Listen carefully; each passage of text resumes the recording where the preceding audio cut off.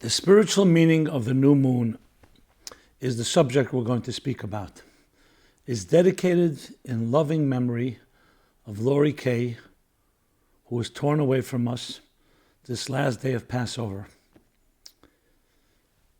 The moon means many things to all of us, but I will share with you new insights that I learned from this past weekend, spending Shabbat with a Poway, California community that was attacked viciously by a terrorist on the last day of Passover, leaving one death, Lori, some wounded, a Rabbi Goldstein, who has valiantly and courageously, amidst his wounds and his pain, risen to the occasion to demonstrate the best that we humans can be, as I discussed last week, how this weekend has transformed me and has given me a whole new way of looking at the moon, of all things. So it's just a little background. I was invited by Rabbi Goldstein, Rabbi Yisrael Goldstein, who is now a world-famous name, to come to the community to spend Shabbat with them, the first Shabbos, literally 6-7 days from when the attack happened, to help comfort, to help heal, to speak, to inspire, to honor and celebrate together as well. So last Friday morning, on JFK Airport, I come and I see the whole airport, the Wall Street Journal, covered with a big picture of Rabbi Goldstein, that anguished face, a face that saw death in the eyes. And then I come to the gate, and who's there? Rabbi Goldstein and his son. They're on the same flight, and we flew together. On the flight, I was speaking to the flight attendant, and she noticed him. So I suggested to her, why don't you make an announcement? And she did, a beautiful announcement that we acknowledge, and we extend our condolences to Rabbi Yisrael Goldstein and the Poway community, Chabad of Poway, where the attack happened. And in the spirit of Rabbi Goldstein's courage and his uplifting message, that light vanquishes darkness, a little light dispels a lot of darkness, and that our response to tragedy is to be better and even more goodness and kindness. She says, the flight attendant, let us all commit to random acts of goodness and kindness in that spirit. And the entire plane gave the announcement of Rabbi Goldstein an ovation. On the way out of the airport, San Diego Airport, again, everybody came over from all walks of life, from all persuasions, Jewish, not Jewish, all races. Everybody came over to embrace, to share a kind word. So I've seen with my own eyes that which we've all witnessed on television when he spoke at the White House lawn, and the article in the New York Times op-ed, and the Wall Street Journal piece, and the many, many interviews that he's given a human being rising and transcending in such fashion. Where do you get such strength? I asked him in my program last Sunday night, My Life Chassidus Applied. You could check it out as well on our channel, on our My Life channel, on meaningfullife.com. Just look for conversation between Rabbi Jacobson and Rabbi Yisrael Goldstein. And he said, this is his words, I'm in the Rebbe mode. Sees himself as an emissary of the Lubavitcher Rebbe. And by default, without even deliberately thinking about it, he immediately went into that mode. Instead of cowering in fear, instead of running in retreat and retreating, instead of licking his wounds, he rose to the occasion to comfort others, even with bloodied hands, to save others. And other heroes as well, I met, an honor to meet in the Poway community, who went out of in harm's way to subdue and to frighten the rifleman, the shooter, the killer, until he ran away and then finally turned himself in. So this was an extraordinary weekend on Shabbat that's hard to even put into words. I just wrote an open letter to Rabbi Goldstein and his wife, to Howard and Hannah Kay, the husband and daughter of the late Lori, and to the entire community, sharing my appreciation and thanking them for inviting me in to that most vulnerable and raw, open wound. We'll be posting that as well, after I send it to them, of course. So what did I witness I witnessed the best and the worst. Literally the open wounds. You see the bullet holes in the banquet hall and the door. You see the floor, the outer chamber where Laurie was shot down in cold-blooded murder. And you see a community completely in shock, completely vulnerable, completely raw. And yet you see at the same time, with all that fragility, fragile state and vulnerable state, rising. Friday night, hundreds and hundreds of people, probably 1,000 people were there. I don't even know. The synagogue was packed from wall to wall. And I hear synagogues across the country and the world were also packed. The crowd spilled into the street and singing the Friday night service with such celebration, with such a dance. But you could sense in the dance was all the feelings, the mixed feelings, the horrible feelings, but above all the feelings of resilience, of determination, that we will march forward and nothing will bring us down. Following the dance and the service, we went out into the outer courtyard, beautifully set up, and everybody in a big circle, natural, just gravitated to the circles, singing the Shalom Aleichem, the songs we sing before the Kiddush on the wine. And then this was all followed by a meal, a festive meal, packed synagogue again. Peter, Paul, and Mary was there. He came from New York to show solidarity. He actually sang Blowing in the Wind. And he hummed along when I sang a Yom Kippur melody. It was literally inexpressible because it was the true emotions, a moment of truth, of eternity that you can't really put into words. Now, what does all this have to do with the moon, you may ask? The spiritual meaning of the new moon. Well, the new moon was exactly on Sunday, the Sunday following this past Shabbat, the new moon of this month of Iyar that follows the month of Passover. All of Passover begins with the story of a moon. Did you know that?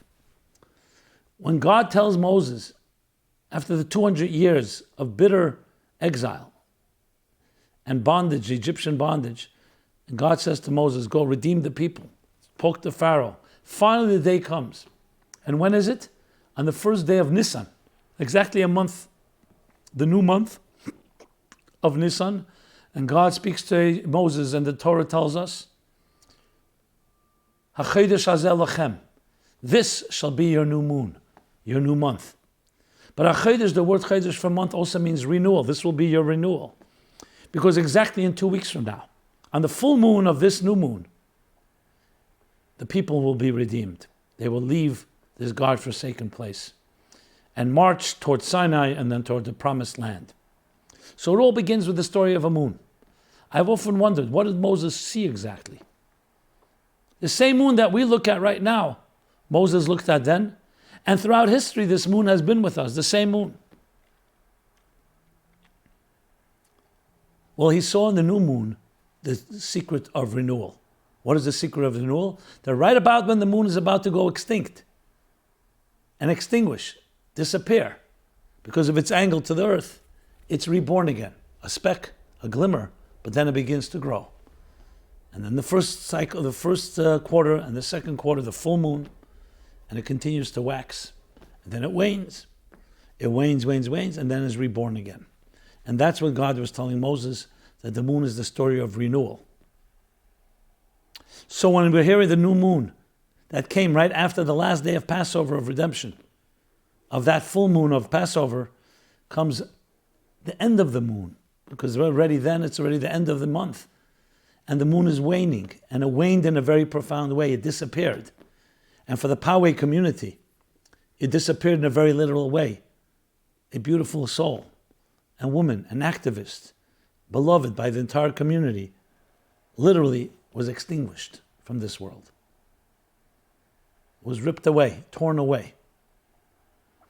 And yet, on the Sunday, right after the Shabbat, basically 7 days from when the tragic event took place, the moon is reborn again. That's what I witnessed this past weekend. I witnessed the dark side of the moon, but also the rebirth. a rebirth that happened immediately. Not weeks later, not months later, not weeks later, not days later, immediately. And with Rabbi Goldstein at the helm, taking the lead and showing the way, how the darkest moments of the moon lead us to light. Exactly what happened 3,331 years ago when the Jewish people left Egypt. So let's talk about the moon. The moon is a very interesting phenomenon. It mystifies us all. Everybody in some way is mystified by the moon. By that haunting, shimmering glow in the night sky. It has been the inspiration for science fiction, for music and songs, and for many other factors in our lives. The moon. Romance is so much associated with the moon. People stare, who love each other, they stare at the moon, not at the sun. Something about that haunting, white, grayish glow. The moon, of course, affects our universe, our earth. The tides are affected by the moon. Certain vegetation grows in the moonlight, and many other factors. We have spent trillions of dollars to explore, to orbit, to land and explore the moon. Our closest sphere. When you think about it, the moon has been, as I said, with us from the beginning of time. The moon has witnessed everything in history, literally. So what secrets does it carry? And what lies behind the fascination with this lunar sphere? So, as the mystics teach us, everything in this material world evolves from the spiritual. That means just like there's a physical moon, there's a spiritual moon. There's the soul of the moon. Like anything in life, there's the surface level, the tip of the iceberg, and there's what lies behind it. So one of the key messages of the moon is exactly that. There's a moon within each of us. There's a moon on a personal level, on a collective level, the story of renewal. The sun does not quite have that story. The sun is an unceasingly flow of energy. Yes, the sun has sunspots. It goes through its own fluctuations, but not quite like the moon. The moon is prominent in its change. And as I said, it's waxing and waning. And just as about to die, it's reborn again. But there's a lot more to it. The Zohar says, the classic work of Jewish mysticism, that the moon, less lo megar mo klum, it has nothing of its own. Its light is not its own. Its light is a reflection of the sun. And yet, it doesn't look like the sun. It doesn't even look like a mirror reflection, because the moon has quite its own type of light.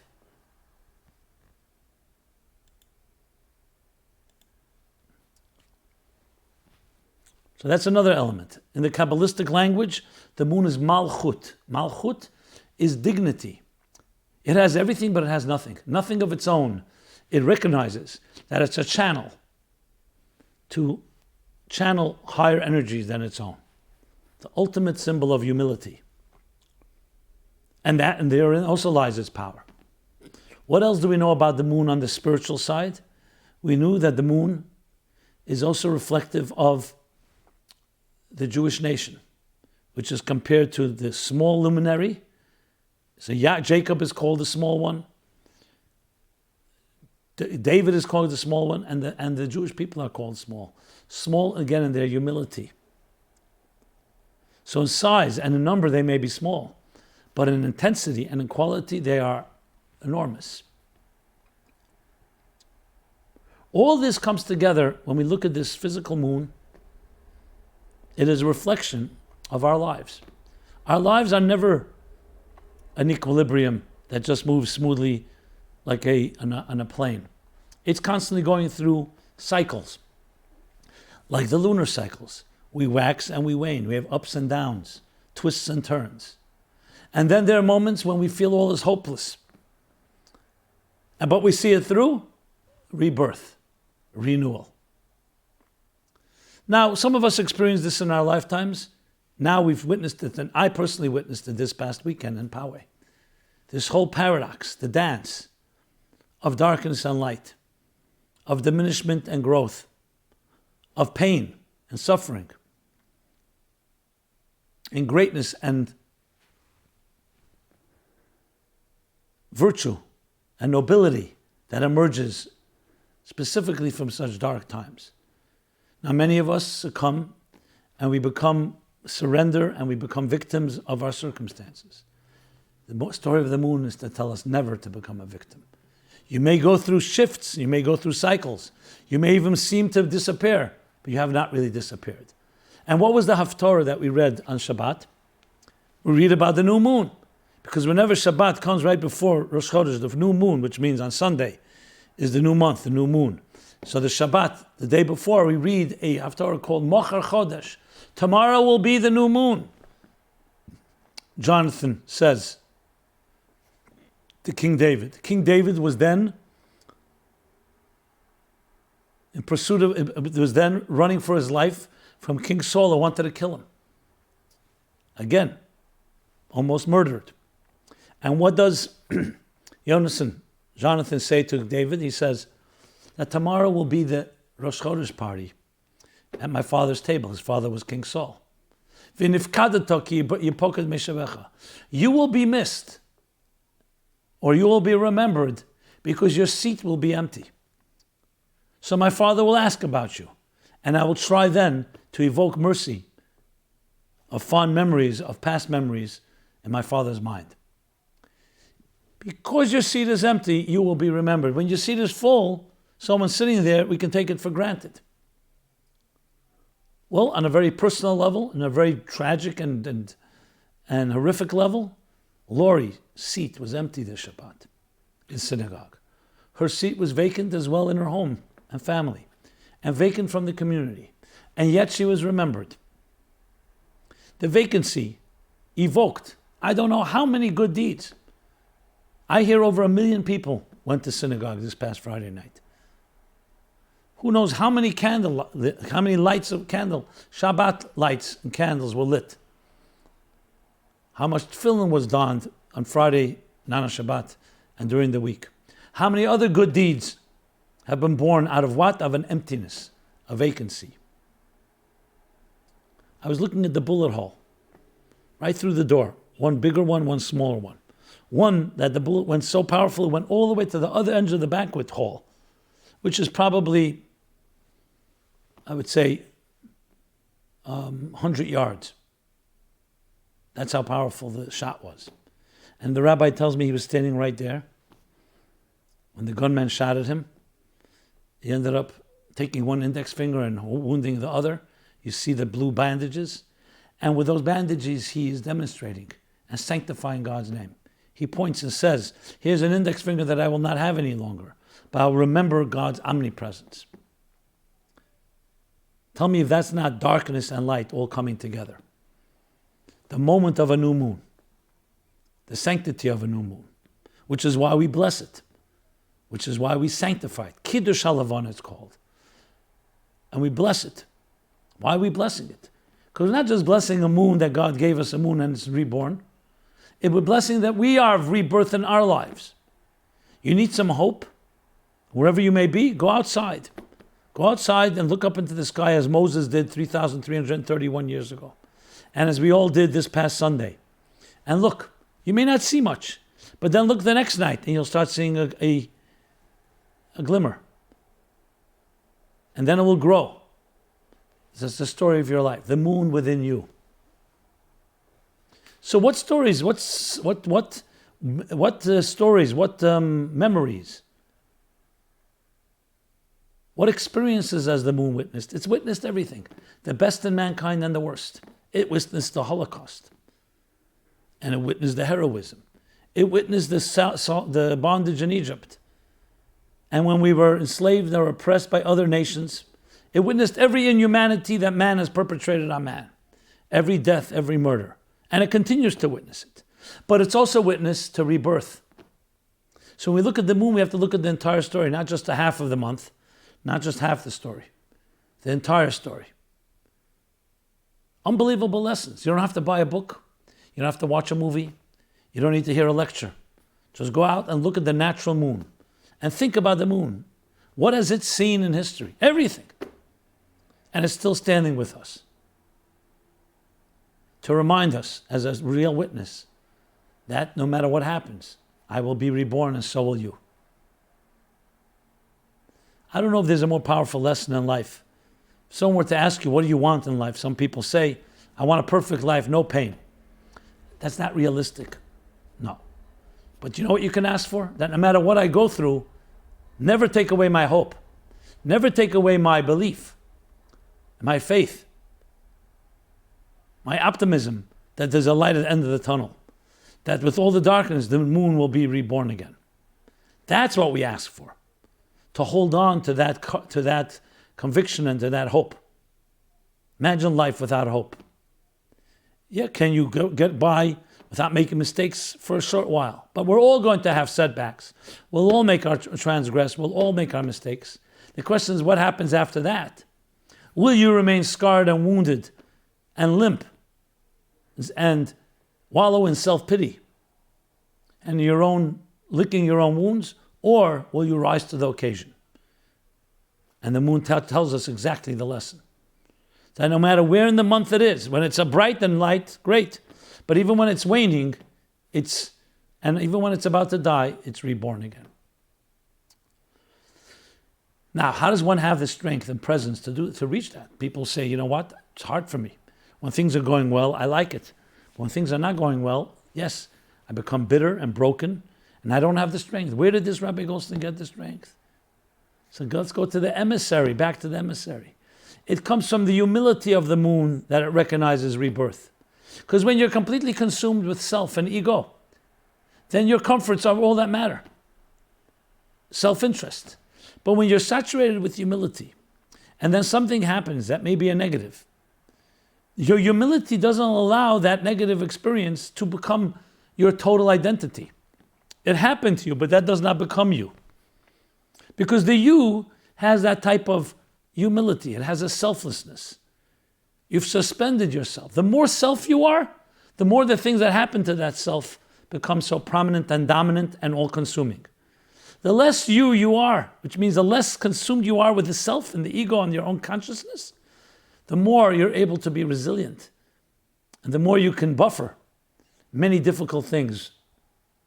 Viktor Frankl, in logotherapy, Man's Search for Meaning, says that when you look for the meaning of life and you're focused on the meaning and purpose, the events don't have that quite the same import, because even the most painful events have some deeper purpose. Or your deeper purpose transcends those momentary pain, as deep as it is, and you're able to move forward. Transcendence, in other words, the formula is, transcendence is an outgrowth of humility. Many people look for transcendence. They want to buy it. They want to turn something on by taking a drug or an action. Or some other behavior that they think will give them that rush. They never last, because then you always need another high. What really is the key to, and all that transcendence is coming from you. That's why you can't come back and tell about it in a sane way. You constantly become dependent and addicted to that substance or to that experience or to that action. Whereas if true transcendence comes from humility, it's not about you. Stop focusing so much about yourself and your wish and desire to have a high, to have a rush, and you know what happens? You'll get the highest rush of all. Sounds paradoxical. If I'm desiring to really reach a very transcendent level, shouldn't I be a go-getter? No, go-getter is good for material possessions. Acquisitions is materialism, physical things. But when you talk about things like truth and transcendence and God and faith and love, it's never through a go-getter approach. It's through actually sublimating yourself, suspending your strong desires and allowing it to emerge. It's a process that emerges. It emerges by you stepping back and being like a moon that has no light of its own. And then you reflect everything. Because as great as you are, you can only be as great as you are. But when you suspend yourself, you can become a channel for something much greater than you are. So we mortals, no matter what we've achieved, it's still mortal, it's still temporary, it's still impermanent. But when you suspend your impermanence, you suspend your identity, you can then become a channel for what? For the eternal, for the immortal. And that's what I witnessed as well. Death, mortality touches community in a horrible way. And yet immortality emerged from the ashes, from the blood, because you saw human being and human beings rising to the occasion. Why? Because it was not about me. If it's about me, I'm in pain. I got to run to the hospital. My fingers are bleeding. You could be busy now and saying, you know what, let me just go and raise money for my medical bills. But when you go to help protect others, like we hear the heroes yesterday in the school in Colorado did, you suddenly see what happened. Why are they not just running for their lives? Why are they putting themselves in harm's way to protect others? Because they're not consumed with themselves. They're consumed with something deeper than the self. And then they get everything. So when you free yourself from all the, what's the word I want to use? Garments, from all the masks, from all the identities that we carry, you free yourself from all your machinations and plans and schemes and conspiracies. And you allow yourself to be naked. You allow yourself to be raw. Then you know what happens? You reach and achieve, and you channel things that could never have been channeled because you're not in the way. So the humility of the moon allows its renewal. The sun is not the symbol of humility. The sun is the symbol of strength, of aggression, of exuding, of imparting. It has its role. But it's not the role of the student. It's not the role of the recipient. It's the role of the giver. So it has its purpose and role. So the sun you're not going to learn renewal from, because the sun is not in renewal. The sun is constantly giving and meant to give and meant to teach, like a good teacher, and meant to mentor and provide us with warmth and light and all the other things that the sun provides Earth. The moon, on the other hand, is the quintessential personification of humility, of reception, receptive mode, where it absorbs. And when it absorbs, it can absorb something greater than itself, because it's not allowing itself to stand in the way.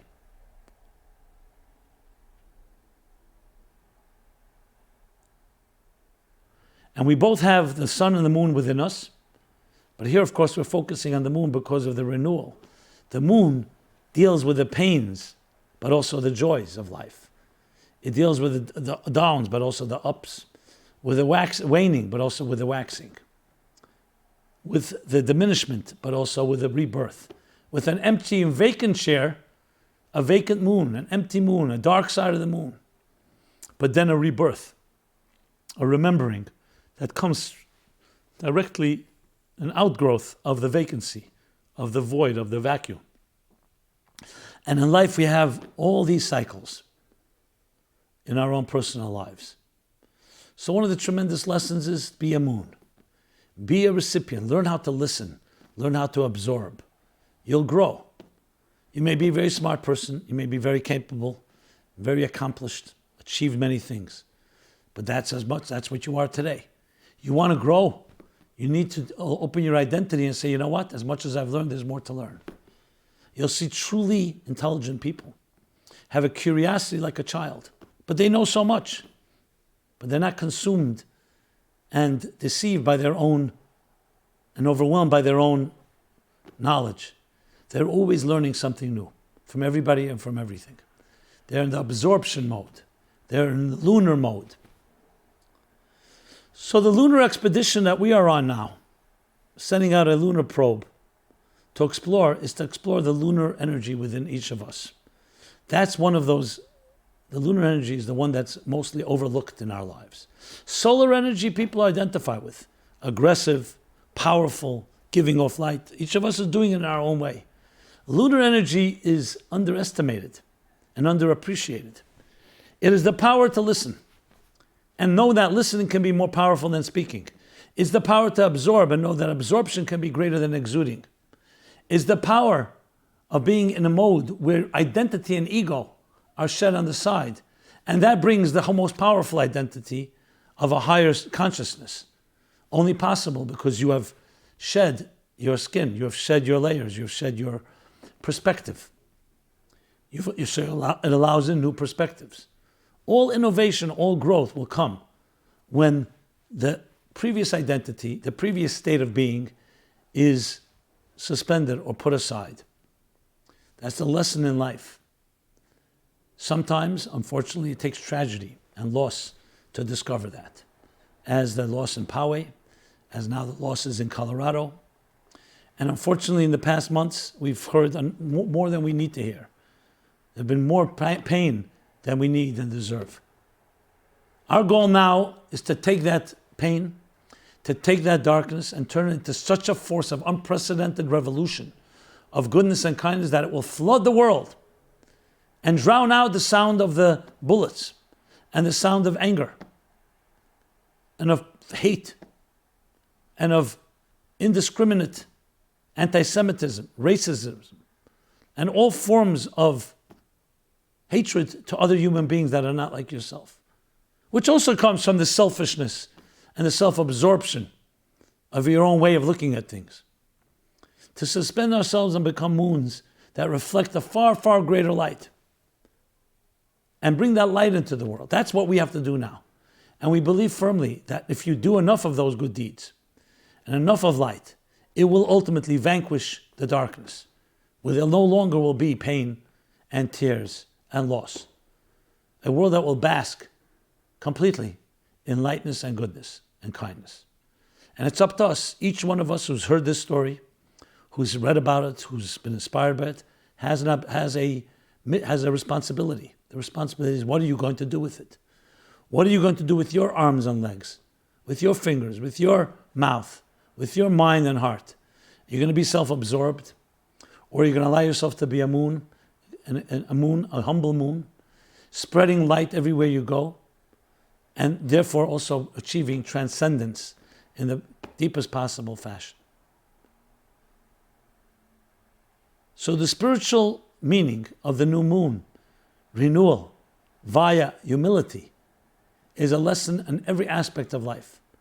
The key to relationships is that. Two people, how do they get along when each one has their opinion, and especially if they have strong egos and strong personalities? Humility, suspending yourself for a greater cause. And then you both reach a transcendent place that's greater than the sum of the parts. That's the secret to all relationships. It's the secret to all success. That you're able to acknowledge a mistake and not just be defensive and constantly pointing fingers or saying it wasn't me. Look honestly at something. Be humble. And be accountable. And then what happens? It opens you up to growth. If not, you continue to do the same mistakes because you're refusing to acknowledge it. All healing comes from this process. Imagine an infection that's closed up and it festers. It needs fresh air. It needs something type of, if it's just self-consumed, self-contained, it will just fester and unfortunately grow. Fresh air is fresh perspectives, a new way of looking at things. That requires humility. Wherever you look, you'll find that before any great achievement, there's always going to be a certain void, a certain vacuum, what the Kabbalists call between yesh and yesh, between two states of being, there's an ayin be'emtza, a void or a vacuum in between. A seed needs to deteriorate and rot in the ground before it becomes a sapling and then ultimately grow into even a beautiful tree. A child is born, but it follows the birth pangs and the pains of pregnancy. We all go through the awkwardness of adolescence in order to reach adulthood. Creativity is a child of frustration. The greater the creativity, the greater the frustration that precedes it. You need to melt a piece of gold to turn it into a beautiful ornament. To grow, you need to put aside a perspective that may be very powerful, but to allow in a fresh perspective. If you're locked in your way, you'll never discover new solutions. Solutions come from letting go and not being trapped by preconceived notions, by preconceived axioms and givens, and by preconceived assumptions. It allows a new, fresh energy, renewal. So coming from Passover, In a community, they never ended their Passover because at the middle of the reading of the Torah at 11:30 approximately, in the morning, the last day of Passover, which was Shabbat, a week before this past Shabbat, everything came to a halt. Death, wounds, blood, fear, running. So Passover never ended. I believe it ended this past Shabbat. So Passover, the holiday that is all about the renewal of the moon, the renewal of a nation after it went through harsh oppression, the renewal of a nation after it went through the harsh oppression of the Holocaust. So as Passover celebrates that, and the conclusion of Passover, yet another microcosmic tragedy, meaning individual basis, not necessarily, thank God, in the millions. Could have been a massacre, who knows? But there were heroes that prevented that. So what does that lead into? The new moon of this month of Iyar that we just began. This past Sunday was the new moon. Sunday and Monday were 2 days of the new month. And we're now in the early stages. The moon is just beginning to grow. Go outside and look into the heavens and you'll see a moon that's just reaching its first quarter, a crescent, and then it will slowly grow to a full moon, which will be the second Pesach, Pesach Sheni, that teaches us nothing is lost. You can always repair. Then it will wane again, only to be reborn. The story of our lives, the story of our individual lives, the story of hope, of survival, of thriving, even after loss. A story that we've all witnessed, and I've personally witnessed this past week.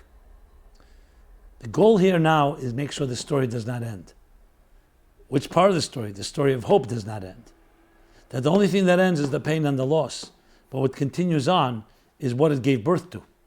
The growth, the goodness. So let us all join together and increase, deliberately, premeditated, increase in a good deed, just as this was a premeditated, deliberate darkness.